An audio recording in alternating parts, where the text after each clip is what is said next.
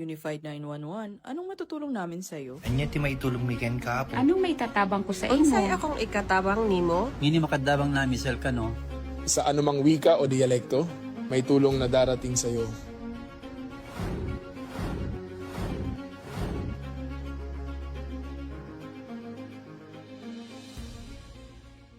Lilingkod sa bawat Pilipino at magbibigay ng tamang impormasyon para sa tahimik at maayos na Pilipinas. Police News Network, alagad ng batas, tagapagtaguyod ng balitang pulis, sandigan ng mamamayan, patnubay ng katotohanan.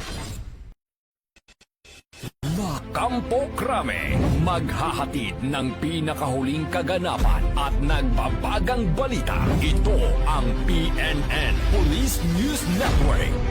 At ngayon, ang inyong mga tagapagbalita. Magandang araw, Bagong Pilipinas. Ako ang inyong alagad ng batas, tagataguyod ng Balitang Pulis, Patrolwoman Fe Octaviano. Maghahatid ng tamang balita, kwento ng pulis at serbisyo para sa mamamayan. At ito ang PNP News Online. Ang pangunahing balita ng Police News Network, alagad ng batas, tagataguyod ng Balitang Pulis.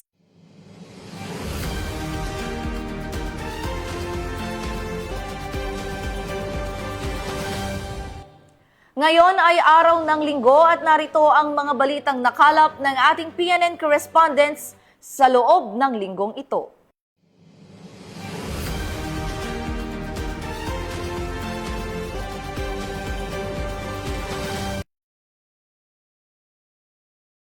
Nasamsam ng Provincial Drug Enforcement Unit 6 ang mahigit 1 milyong halaga ng pinaghihinalaang shabu sa ikinasang drug buy-bust operation sa Barangay Poblacion, South Oton, Iloilo. Ito lamang ika-17 ng Disyembre taong kasalukuyan. Kinilala ang pangunahing suspect na si alias Tayong, 34 taong gulang na itinuring bilang high-value individual, kasama si alias Eric, 32 taong gulang bilang isang street-level individual. Ayon kay Police Lieutenant Gabriel Manguera, Deputy Chief ng PDEU 6, na-recover mula sa mga suspect ang humigit kumulang 200 gramo ng pinaghinalaang iligal na droga na may standard drug price na tinatayang 1,360,000 pesos. 3 buwan na minamanmanan ng kapulisan si alias Tayong, isang main subject sa isinagawang drug buy-bust operation. Kasalukuyan na sa kasudian ng mga kapulisan ang 2 suspect at mahaharap sa kasong paglabag sa Republic Act 9165 o ang Comprehensive Dangerous Drugs Act of 2002. Patuloy ang pinaigting ng kampanya ng kapulisan laban sa iligal na droga bilang bahagi ng layunin nitong mapanatili ang kapayapaan at kaligtasan ng mamamayan, mapugsa ang lahat ng uri ng kriminalidad, protektahan ang kabataan laban sa masasamang impluwensya ng iligal na droga at palakasin ang tiwala ng publiko sa hanay ng kapulisan sa pamamagitan ng tapat, makatao at profesional na pagpapatupad ng batas. Mula dito sa Western Visayas, sa kanyang Police News Network Correspondent Patrolwoman Riza Valencia, alagad ng batas, tagataguyod ng Balitang Pulis.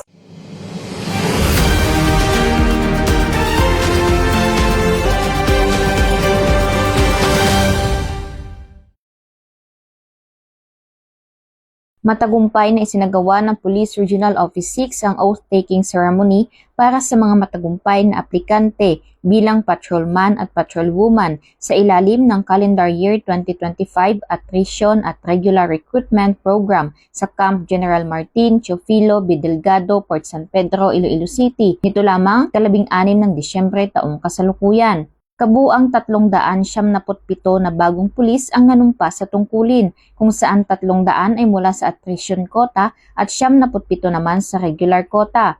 Ang bilang na ito ay malaking dagdag lakas sa hanay ng kapulisan sa Western Visayas upang mas mapalakas ang presensya ng pulisya at masiguro ang kaayusan at kaligtasan ng publiko. Pinangunahan ng seremonya ni Police Brigadier General Josefino Diligan, Regional Director ng Pro-6, na siyang nag-administer ng panunumpa at formal na tumanggap sa mga bagong patrolman at patrolwoman bilang bahagi ng Philippine National Police. Sa kanyang mensahe, binati ni Police Brigadier General Ligan ang mga bagong pulis at binigyang diin na ang kanilang sinumpaang tungkulin ay hindi lamang isang trabaho, kundi isang panghabang buhay na pananagutan na magsilbi ng may integridad, disiplina at paggalang sa karapatang pantao.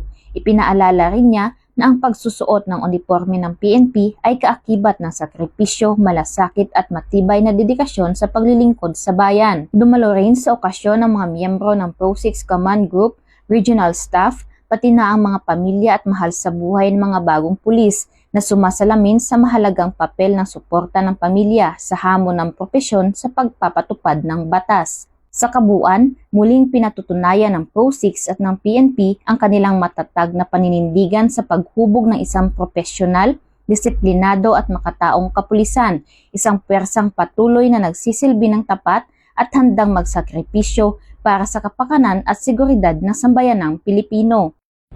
Mula dito sa Police Regional Office 6, ako ang inyong Police News Network Correspondent, Patrolwoman Glidel Astrologo, alagad ng batas, tagataguyod ng Balitang Pulis.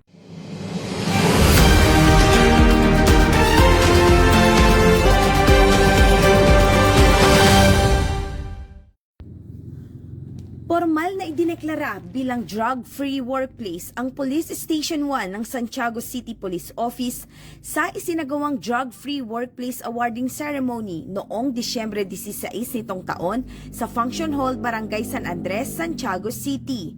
Pinangunahan ni Police Captain Jonathan Yel T. Esteban, Officer in Charge ng Police Station 1, ang naturang aktibidad katuwang ang Philippine Drug Enforcement Agency Quirino Provincial Office na pinamumunuan ni Investigator Agent Armenio V. Gaudia, Provincial Officer.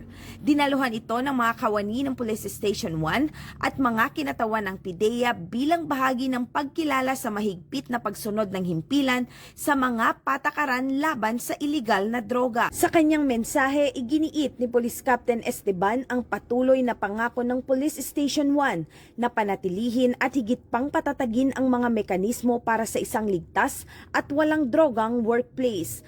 Anya, mahalaga ang mga inisyatibang ito upang matiyak ang kahandaan, kahusayan at pagiging epektibo ng paghahatid ng serbisyong pulisya. Layunin ng aktibidad na isulong ang isang ligtas, malusog at disiplinadong workplace alinsunod sa adhikain ng bagong Pilipinas at sa direktiba ng pambansang pulisya sa pamamagitan ng pagpapatibay ng interagency cooperation, pagpapalawak ng kaalaman at pananagutan ng mga kawani at pagtitiyak na ang lahat ng operasyon ng pulisya ay isinasagawa ng mga tauhang malaya sa anumang sangkot na iligal na droga.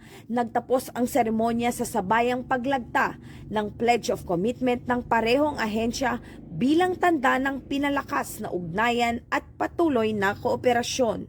Mula dito sa Lambak ng Cagayan, ako ang inyong PNN Correspondent, Patrolwoman Lainey Lorenzo, alagad ng batas, tagataguyod ng Balitang Pulis.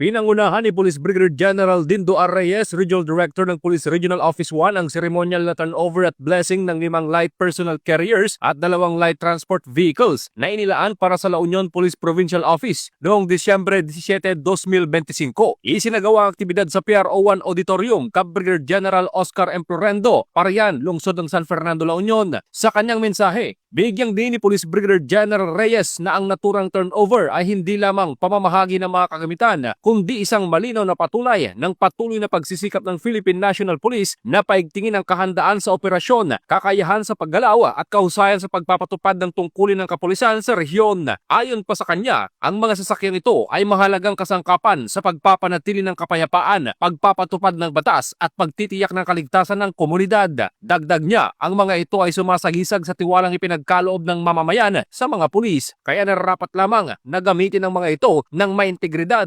profesionalismo at buong dedikasyon. Gayon din ang maayos na pangangalaga bilang katuwang sa pagtataguyod ng isang mas ligtas na rehiyon. Nagpayag din ng taus-pusong pasasalamat ang Regional Director kay Chief Philippine National Police Police Lieutenant General Jose Melencio Sinartates Jr. sa patuloy nitong suporta at advokasya na palakasin ang kakayahan at deployment ng mga unit ng kapulisan sa buong bansa. Hinimok niya ang lahat ng kawani ng PNP na patuloy na magkaisa, magtulungan at maging tapat sa serbisyo bilang susi sa pagkamit ng kapayapaan kapayapaan at kaunlaran. Samantala, ang isinagawang blessing ng mga sasakyan ay sumasalamin sa pagkilala ng PNP sa patnubay ng Poong Maykapal sa kanilang misyon na higit pang nagpapatibay sa kanilang paninindigan sa serbisyo, pananagutan at dedikasyon sa pangangalaga ng kapayapaan at kaayusan sa Ilocos Region. Mula dito sa Ilocos Region, ito ang inyong PNN Correspondent, Police Corporal J.R. Del Mendo, alagad ng batas, tagataguyod ng Balitang Pulis.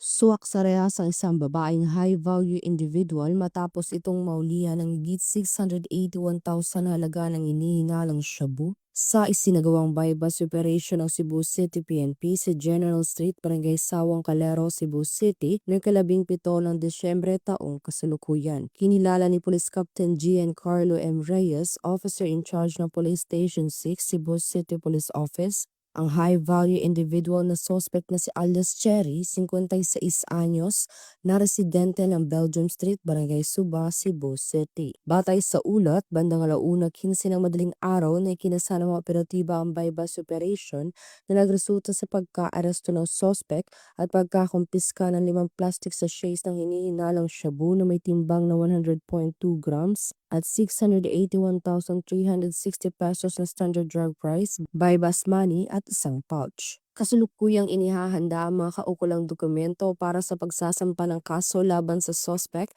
para sa paglabag sa Section 5 at 11 ng Republic Act 9165 o Comprehensive Dangerous Drugs Act of 2002. Tiniyak ng mga kapulisan ng Cebu City na magpapatuloy ang kanilang maigting na operasyon laban sa ilegal na droga bilang bahagi ng adhikain para sa isang ligtas at mapayapang komunidad sa ilalim ng bagong Pilipinas. Mula dito sa Cebu City, ako ang inyong Police News Network Correspondent, Patrolwoman Judith Nicanor, alagad ng batas, tagataguyod ng Balitang Pulis.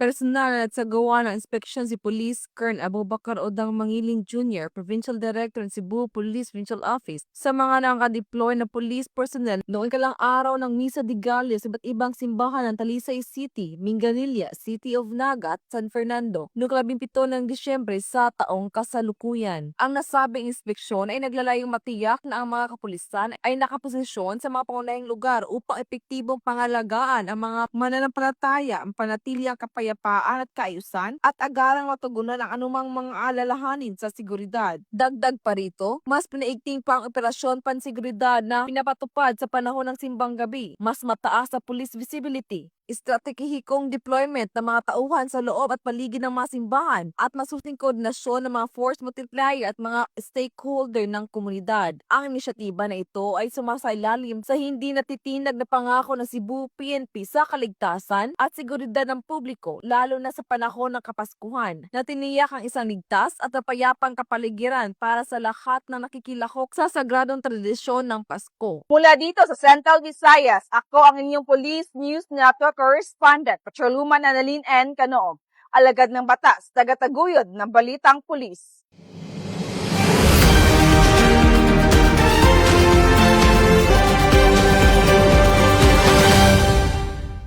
Mahigit 1 milyong pisong halaga ng hinihinalang shabu ang nasamsam ng PNP Bicol sa ikinasang buy-bust operation sa Barangay Concepcion, Pequeña, Lungsod ng Naga. Isinagawa ang operasyon dakong 12:00 ng madaling araw ng pinagsanib na puwersa ng City Drug Enforcement Unit, City Intelligence Unit at Police Station 2, pawang mga unit ng Naga City Police Office sa pakikipagtulungan ng Philippine Drug Enforcement Agency Regional Office 5. Sa naturang operasyon ay naaresto ang isang high-value individual na kinilalang si alias Jules, 29 na taong gulang at residente ng Naga City. Nakumpiska mula sa suspect ang humigit kumulang 150 grams na hinihinalang shabu na may tinatayang kabuang halaga na 1,020,000 pesos, gayon din ang buy-bust money at iba pang kaugnay na ebidensya.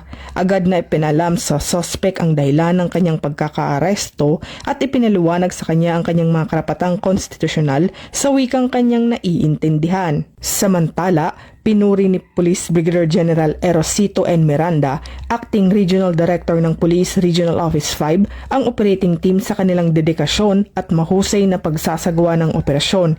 Hinikayat din niya ang kapulisan na ipagpatuloy ang kanilang masigasig na pagsisikap upang tuluyang masugpo ang iligal na droga sa rehiyon ng Bicol at mapanatili ang kapayapaan at kaayusan sa komunidad. Mula dito sa Legazpi City, Albay, ako ang inyong PNN correspondent, Patrolwoman Vanessa Sol, alagad ng batas, tagataguyod ng Balitang Pulis.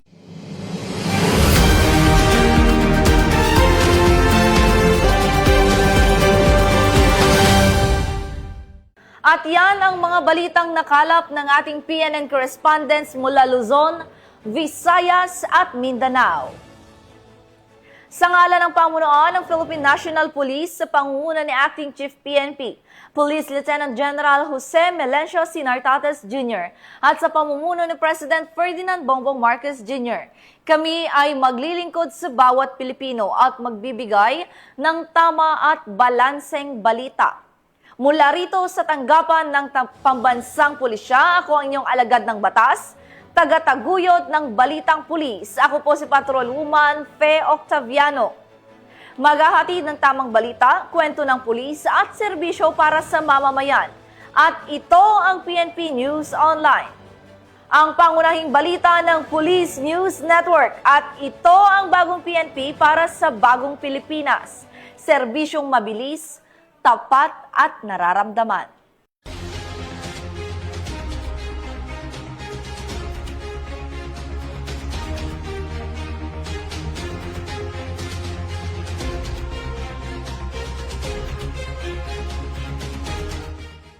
Police News Network, alagad ng batas, tagapagtaguyod ng balitang pulis.